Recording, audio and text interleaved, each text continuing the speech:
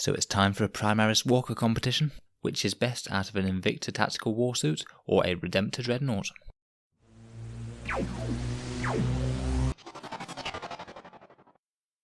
Hello and welcome back to Auspex Tactics, the strategy and tactics focused 40k channel, where we're all about getting the best out of our miniatures on the tabletop. Today we'll be doing another one of our side-by-side comparisons, looking at the relative advantages and disadvantages of the Invictor Tactical Warsuit and the Redemptor Dreadnought, with a fair bit of comparative math hammer for common situations as well. In this video we'll take a look at the maths behind their shooting damage output, which ones have the best durability against various firepower on a point-for-point basis, and we'll look at how much damage they can get out of the close combat phase as well. After that we'll put it all together, draw some conclusions from the maths, and look at any other external benefits that might prompt you to field one of these guys over the other. For the basis of this comparison, we'll be looking at my personal favourite build for the Invictor Tactical Warsuit and the Redemptor Dreadnought.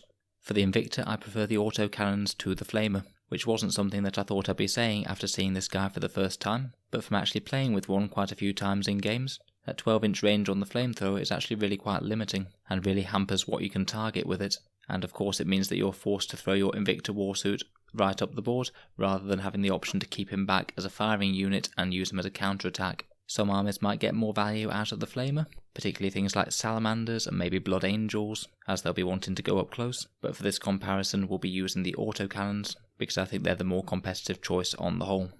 For the Redemptor, we'll be using the dual Onslaught Gatling cannons, Stormbolters and the Icarus pod. I think that the Onslaught Gatling cannons are generally going to be more valuable than the Macroplasma Incinerator against the majority of the field, although obviously the Incinerator will have the edge if you're shooting at heavily armoured 2-wound infantry or heavily armoured vehicles. The reason I prefer the Gatlings over the Incinerator is because in general if you want a source of anti-tank, the Incinerator just isn't really quite as strong compared with some of the other options in the codex, things like Quad Las Contemptors, or basically other things sporting las cannons and missile launchers will usually outcompete it. Also, when it's on the move, which this Dreadnought usually will be, it'll have an extra -1 to hit under normal circumstances, and therefore overheat more, which isn't great. So firstly we'll take a look at the various damage outputs that these guys have at range, against a variety of different targets. So this is the sum total of the damage output of both of these guys, against some common opponents. For this math hammer we're assuming that they're moving, as I think they usually will be to try and get in close combat. We're assuming all of their guns are in range, though some are only 18 inches, so sometimes they might be out. And I'm going to assume the Devastator Doctrine is in effect for this one. It certainly will be first turn for any army, and to be honest it probably is the doctrine that these guys are going to want to be in most of the time. For this first chart we've just looked at the base damage output of both of the models, and I've not adjusted for points, though obviously the Invictor is quite a lot cheaper. Against the infantry, the Guardsman, Tactical Marine and Intercessor, the Redemptor handily outperforms the Invictor, and particularly so against the 1-wound infantry. The Intercessor is a little bit closer, due to that 2 damage autocannon from the Invictor, but it's still a win for the Redemptor, which is after all spitting out an average of 28 shots a turn. So a toughness 6 typical flyer with -1 to hit, they're almost exactly even. The autocannons really coming into effect here, being strength 7 wounding on 3s. The Invictor wins out quite handily against the toughness 7 vehicle. This is partly due to the autocannon being stronger against toughness 7, but also those heavy stubbers still only wounding on 5s, which isn't too bad. Against the Knight, the Redemptor will win out with all of those strength 5 shots not being too bad against getting through toughness 8 armour. So that's the raw numbers, but to actually look at their efficiency on a point-per-point basis, we'll need to see what an equivalent points value of these two units will do. So let's take a look at the next chart.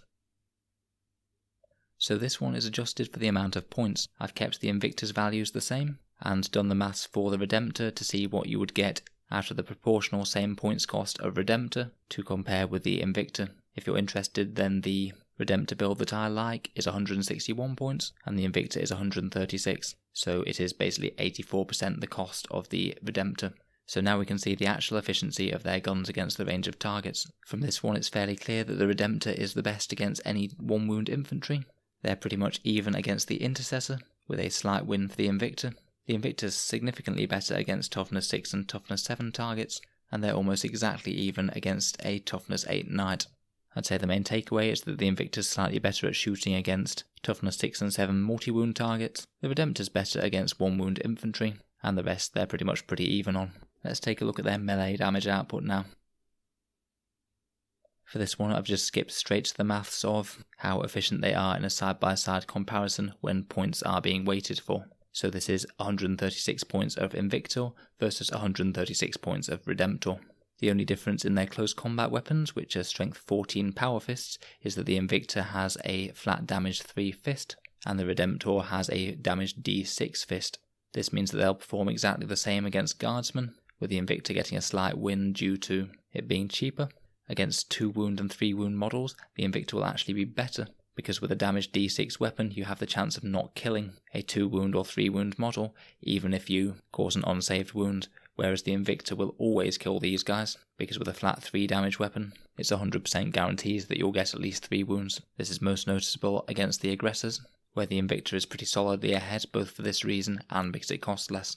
Versus a hard target such as a toughness 7 or 8 vehicle, the Redemptor actually catches up quite a bit because the average roll on a d6 damage dice is 3.5, so on average a little bit better than the Invictors. So a Redemptor Dreadnought will slightly outfight against these guys, so it's pretty even, and the Invictor's lower points cost still puts it ahead if we're doing it on a damage per points basis. So overall, the Invictor is slightly better melee damage output per point in every single category, though it is pretty even when it comes to toughness 7 and 8 vehicles. Finally, we come to durability. So for this comparison, we're looking at how many successful hits it will take to down these models with these various different types of firepower. Again, I have adjusted for points to show how efficient they are in a side-by-side comparison, as of course the Invictor is cheaper, so for the same points you can put more wounds of Invictor on the table. Against all the small arms, the lasgun, bolt rifle and heavy bolter, the Invictor is ahead and by the same margin, which is solely due to the points cost, as all the small arms weapons will have the same damage profile on toughness 6 and toughness 7 targets. The Redemptor is more efficient on a points per points basis when targeted by mid-strength firepower though, such as the Avenger Gatling Cannon and the Autocannon, due to its toughness 7, which represents the fact that the Invictor is particularly liable to being shot down by these weapons, being only toughness 6. This difference evaporates though once you go above strength 7, because strength 8, 9 and 10 weapons will all wound these guys on 3s regardless of whether or not you're toughness 6 or 7, which means the Invictor does better as it costs fewer points for the same result. So overall, obviously the Invictor Tactical Warsuit on a model by model basis is less durable than the Redemptor, but in terms of a point for point basis, Invictors are actually the more durable choice against all weapon types that aren't strength 6 or 7. There is one caveat to this though, however, which is the Redemptor has access to Duty Eternal, everyone's favourite Dreadnought stratagem from the new Space Marine Codex. Against all of these damage 2 weapons in the examples here, you can just flatly double all of these to get the Redemptor's durability against them, making it very very hard to put down in these, with dedicated anti-tank weaponry, which is what will most likely be focused on these guys. Obviously this does cost an extra command point, and you can only do it on 1 dread per turn, but it is a significant durability buff, so that's certainly worth bearing in mind, particularly if you're only fielding 1 dreadnought. So now we've done the math hammer, let's sum it all up and also take into account some of the other main factors we need to consider.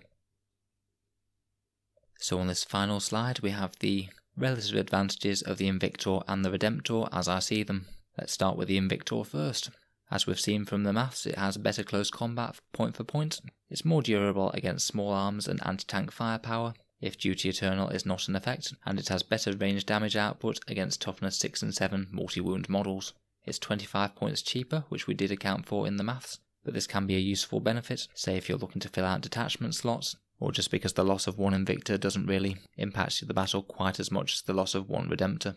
Now outside the obvious numbers maths, the Invictor Tactical Warsuit's real star rule is the advanced deployment option, which will allow it to set up anywhere that's greater from 9 inches from the enemy deployment zone or enemy models. I'm sure most of you will have seen 3 Invictor Tactical Warsuits setting up just in front of your army in recent months, meaning that basically if you put anything near the front of your deployment zone, it's pretty much unavoidable that it's going to get charged first turn if your opponent is going first. This is a really strong rule, as it means that in matchups that will advantage it, say particularly against gunline armies, these guys can alpha strike and get stuck into the enemy, dealing damage in close combat and tying up enemy units right from the get-go, where the Redemptor Dreadnought will have to walk forward slowly and is very unlikely to get a turn 1 charge, and has a greater chance of never reaching close combat.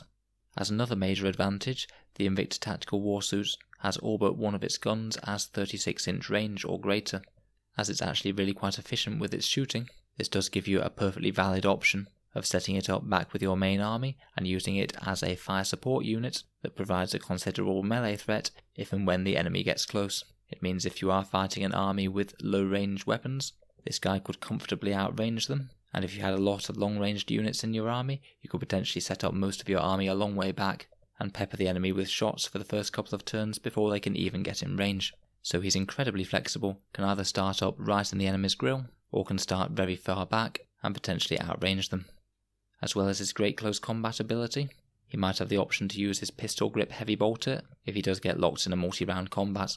While it's a very fun rule, it's not one that I've seen come up very often, as it relies on him either not killing his target, him not being destroyed in close combat, and the enemy generally not falling back from close combat with him, which they'll often want to do because of his decent melee profile. If none of the above happens though, then it does mean that you get some extra free shooting before you punch the enemy with your fist again.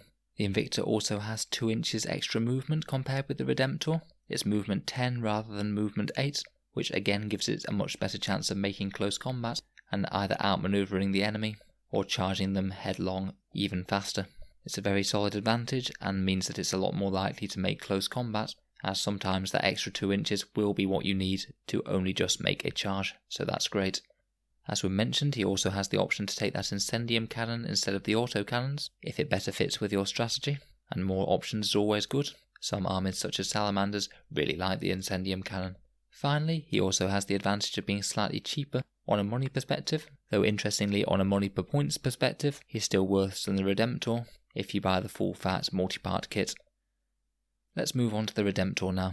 So in terms of the math hammer, we've shown that he's tougher against strength 6 or 7 firepower, and he has better ranged firepower versus 1 wound models. He does cost more for the unit, which does have its own advantages as well. As he's a bigger pricier unit, you'll usually get more value out of stratagems or single unit buffs, such as chaplain litanies, psychic powers and the like.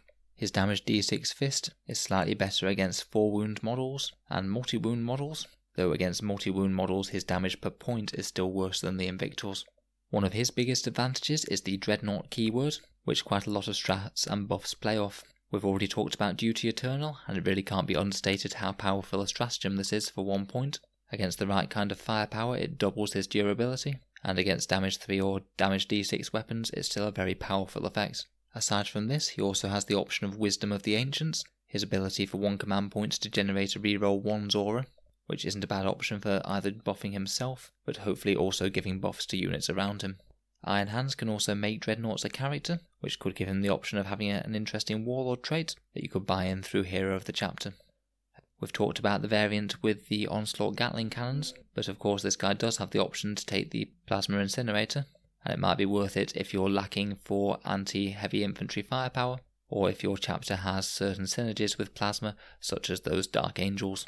Finally, in a real-world money value point of view, despite being more expensive in terms of the plastic kit, this guy does have the option of an easy build kit that's only £25, so £12.50 cheaper than the Invictor Tactical Warsuit. This does only come with a Heavy Flamer and Onslaught Gatling cannon though, so I'd say that the loadout is a little bit suboptimal, but this could be easily rectified with some good conversion work.